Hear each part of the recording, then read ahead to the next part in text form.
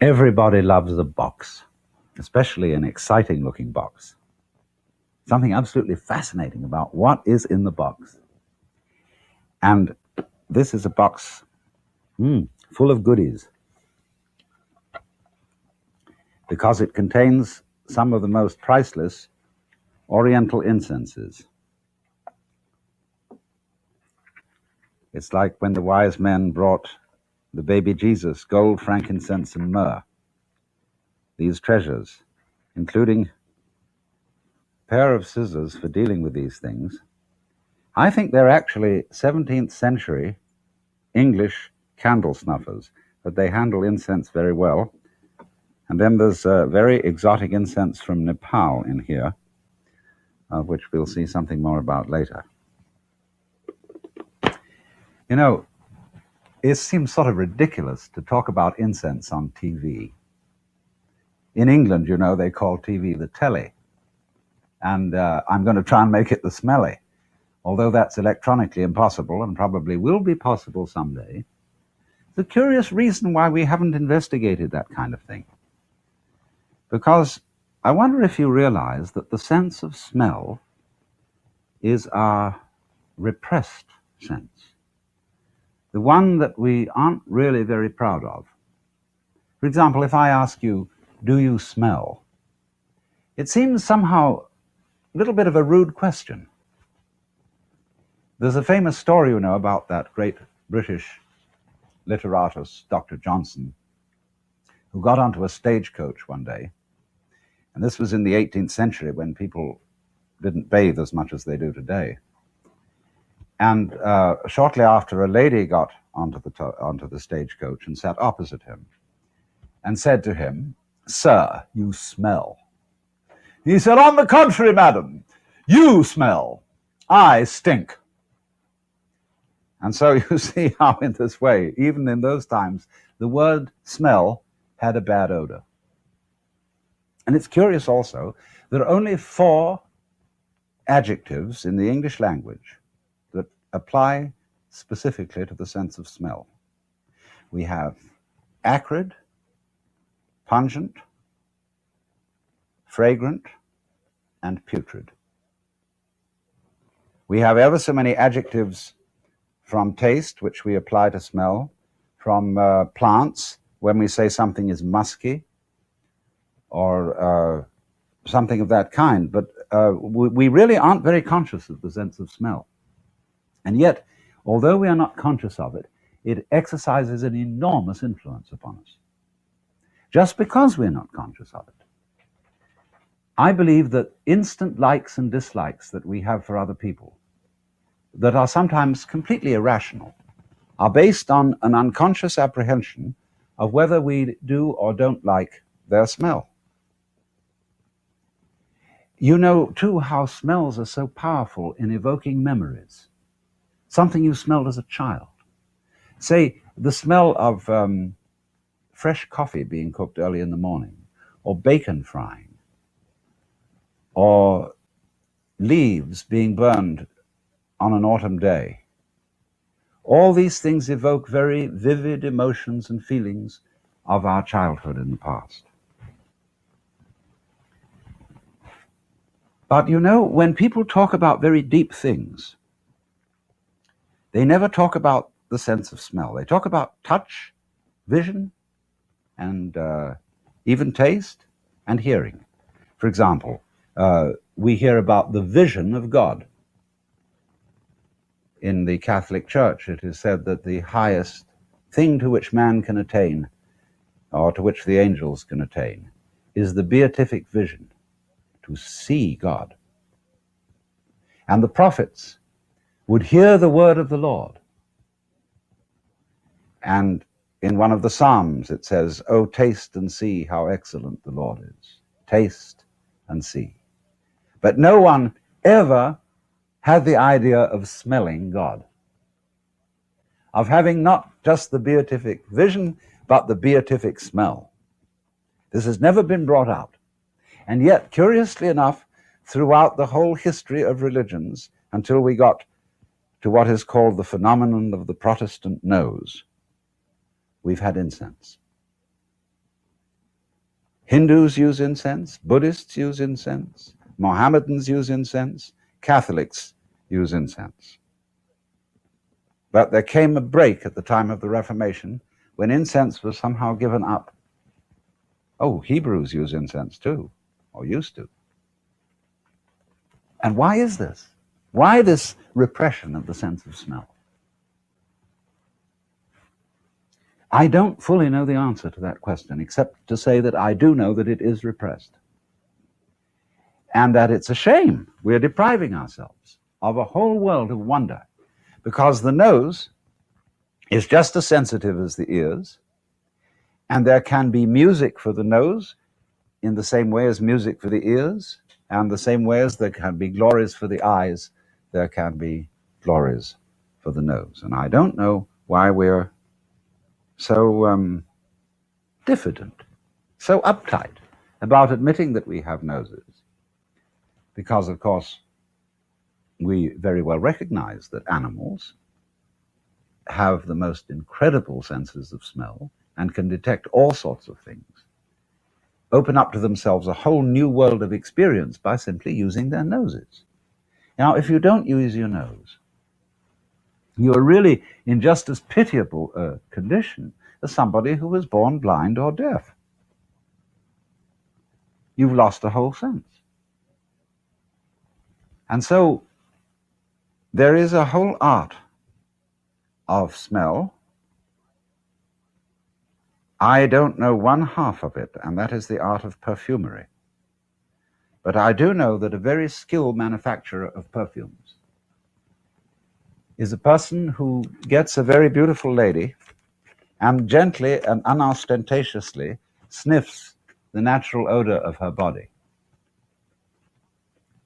And then he combines the natural odor of her body with a perfume ingredient that will be its perfect partner, and therefore make some entirely individual scene that is her own authentic smell. And I don't know why you shouldn't have your own authentic smell, just as you might have your own authentic voice, your own authentic face, and indeed your own authentic character.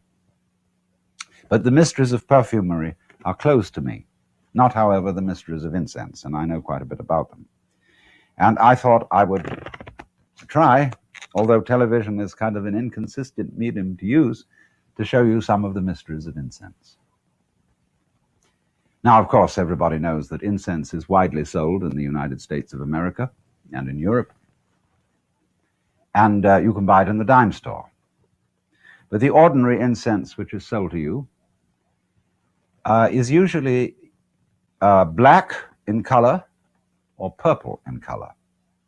And although there are good incenses that are black and purple, I advise you on the whole never to buy a black or a purple incense, unless you're buying from somebody like my friend Kim von Temsky, who really understands incense, who can advise you what to buy. But ordinarily, black or purple incenses smell like cheap perfume.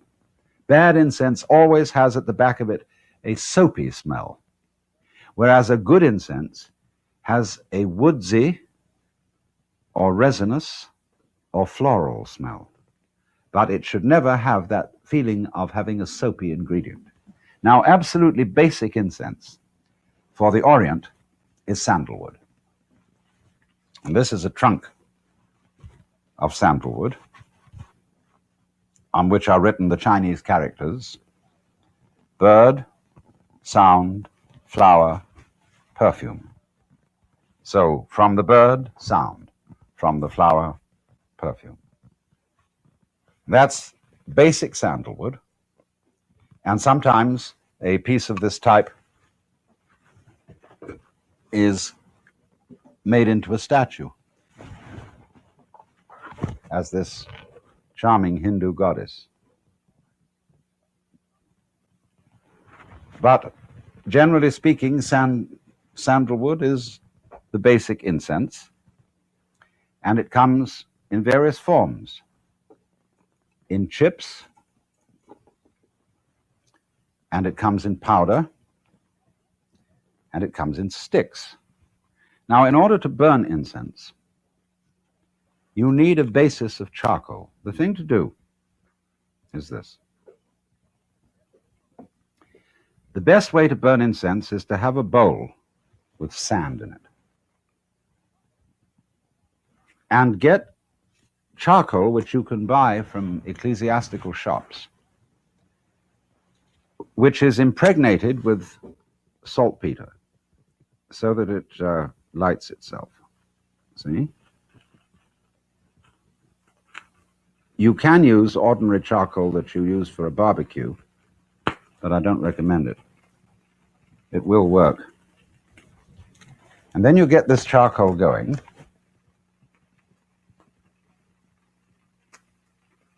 Fanning it.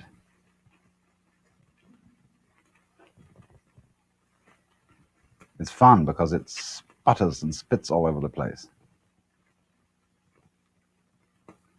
See?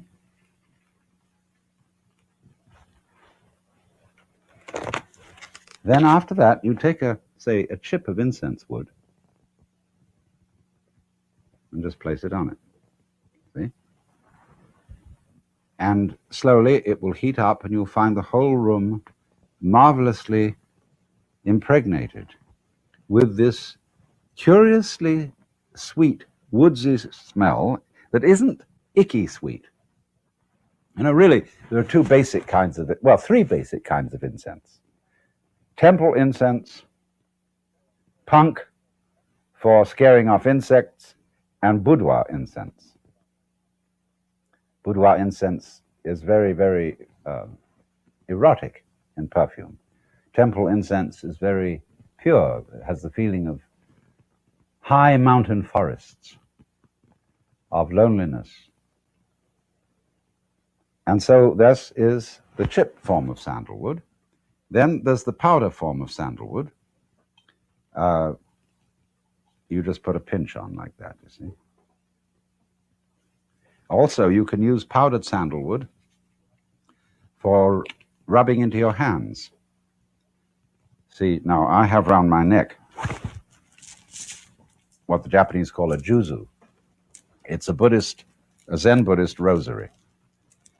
And you rub a little sandalwood powder into your hands like this, see? And then you play with it. These are actually used for counting your breath during meditation, so that you don't have to figure. You just breathe in and out on each bead. Once out and once in. And at a certain pace, there are 108 beads. All right, at a certain pace, once around the rosary is half an hour, which is sort of a standard meditation period. And you don't have to count, you don't have to think about anything except breathing. But after you've got through with it, and you do this very often, your whole rosary is perfumed with sandalwood.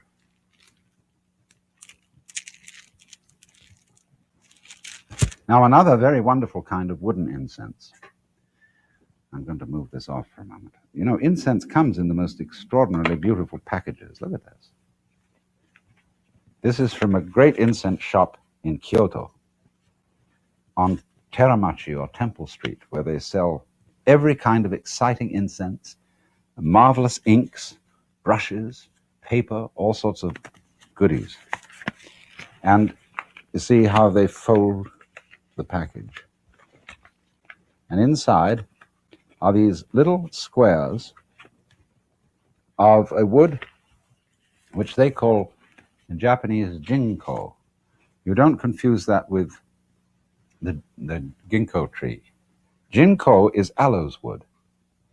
And aloes wood is a tree that is found in the Orient that gets a disease which causes the wood to become extremely hard.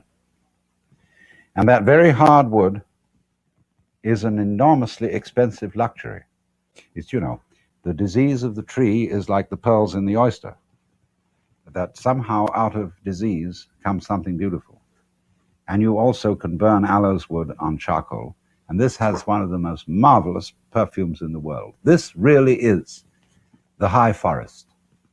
And old Dr. Suzuki, he was the great authority on Zen Buddhism, said the smell of ginkgo is the smell of Buddhism, because they use this throughout Buddhist temples in China and Japan when they are, shall we say, putting on the dog and using the very best that they have, ginkgo.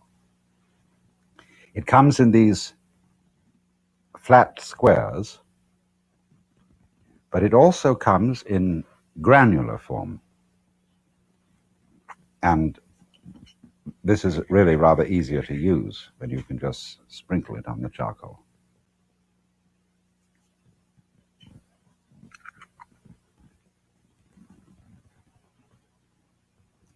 Now, besides this, we have so many other fantastic varieties. There is a special incense which the Japanese use in tea ceremony. The tea ceremony is a peculiar thing.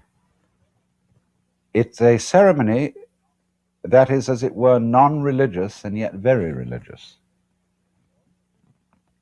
All we're doing in tea ceremony is just drinking tea, and there are no images, icons, or religious symbols present. There is just drinking of tea in a completely, fully attentive way, in which everything that you do is done as if it were the only important thing in the universe.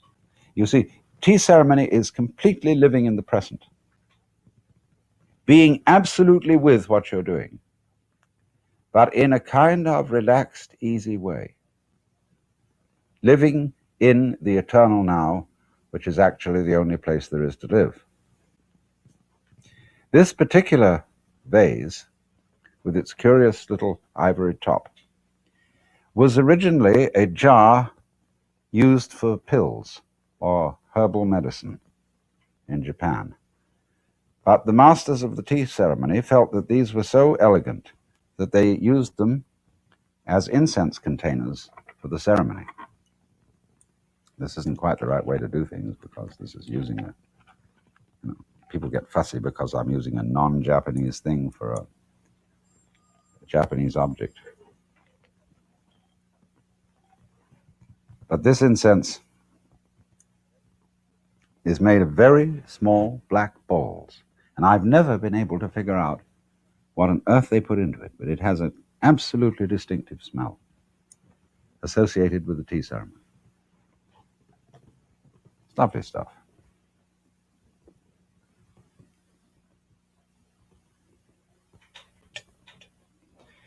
Then, of course, the other principal form of incense, which one is familiar with, is stick incense. And here again, things come in wonderful packages. You love the way the Japanese pack things in these white wooden boxes. And then the incense itself comes in a package like this. And you extract the stick. You have to do it very subtly because it breaks off at the top. There we go. And light it.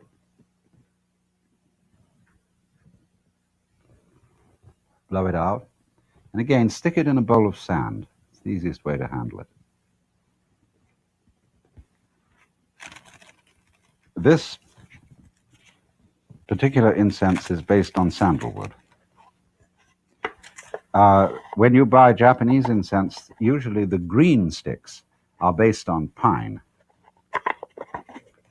And there are some very fine ones. The most expensive incense you can buy is this. It comes in this sort of a box. And you open up inside an elaborate package. You find inside this container. You find inside that the sticks themselves. And this most luxurious of all types of Japanese incense is based on musk, although it's green. And as I said, green is generally pine. This is particularly lovely.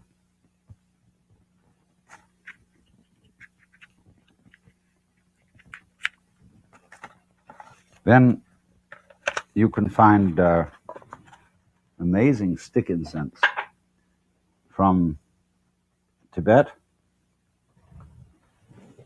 Look at that one. Isn't that a beauty? It's a whopper. Let's set that one up.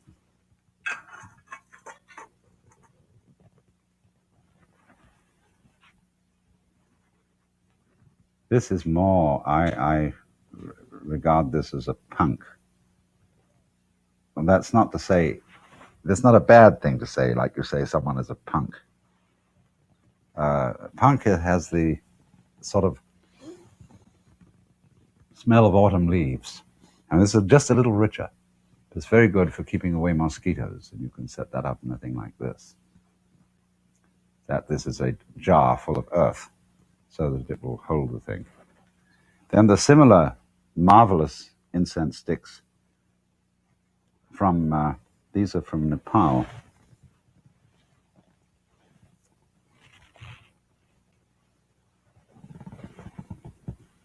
But it's rather floppy and dangerous, and I'm a little afraid that it might be a fire hazard, so I'm going to double it over.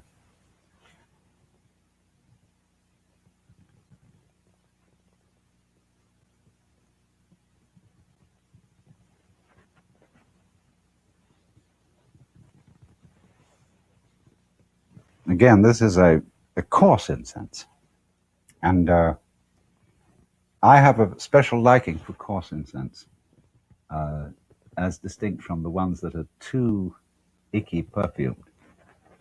But one of the most extraordinary ones from Nepal is this, which is a rope, a little piece of rope. This has a very, very, what I would call a good sweet flavor, as distinct from icky sweet. It's like the sweetness of fresh strawberries or fine honey as compared with the sweetness of cheap candy.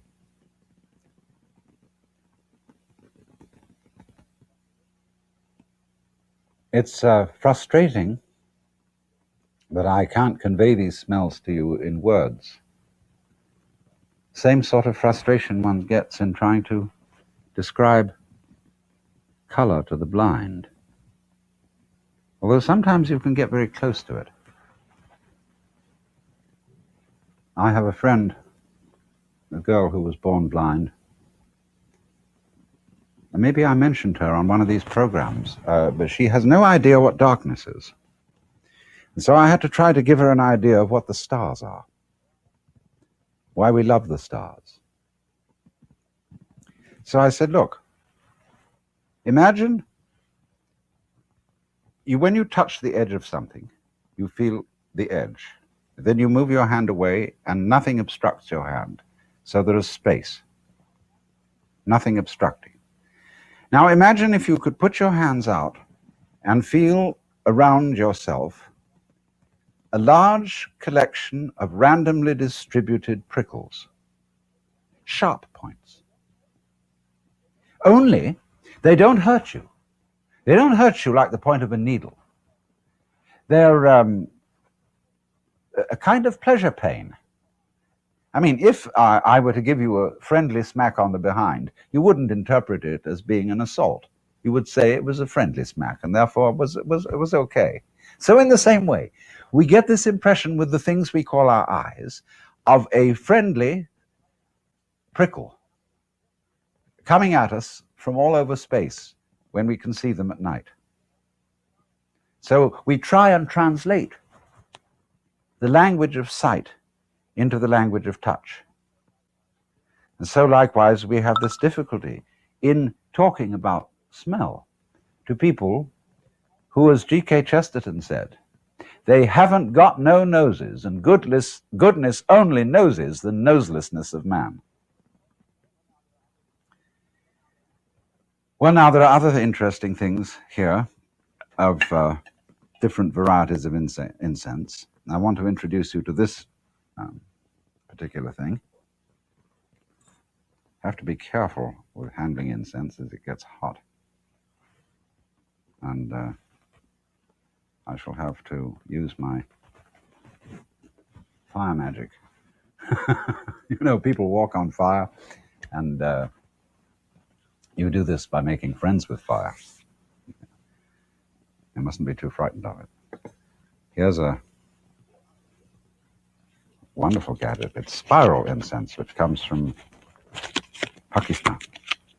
This again is a punk used for keeping away mosquitoes. You can light that. Burn it for hours.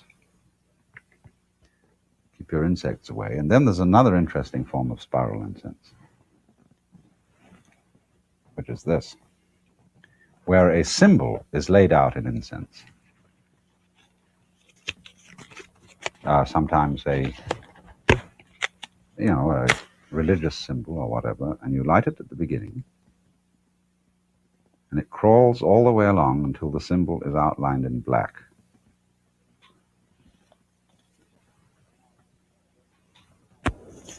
Now, in the West, the principal incense in use is a resin.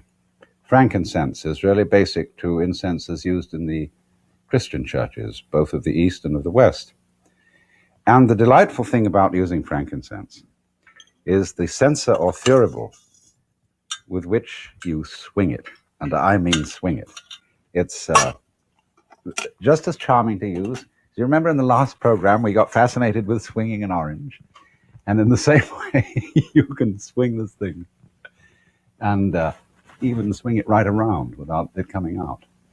But this is the way it's used throughout the Western churches, and which, for reasons unknown to me, the Protestants gave up, and they lost all the joy of doing this thing to the greater glory of God.